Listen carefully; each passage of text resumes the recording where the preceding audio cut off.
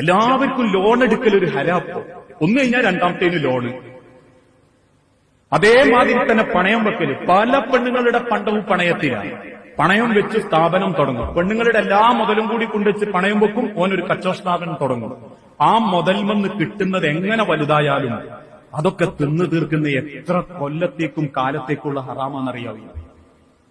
ചില ആൾക്കാർ അടവിന് വണ്ടിയെടുക്കും, പലിശ ഇടപാട്. പലിശയുടെ ഏറ്റവും ലഘുവായ കുറ്റെന്താ? സ്വന്തം ഉമ്മാനെ വ്യഭിചരിച്ച് അതിൽ നിന്ന് കിട്ടിയത് നക്കിയവനെ പോലെയാണ്. സുബ്ഹാനല്ലാഹ്. അധികാരോടും പറയാൻ പറ്റാത്തൊരു കാര്യമാണ്. പറയുമ്പോൾ ഉമ്മാരെ മനസ്സിൽ ഓർമ്മ വരും. പലിശയിൽ 30-ൽ ഒരംശം തിന്നുന്നോന്റെ കുറ്റാണ്.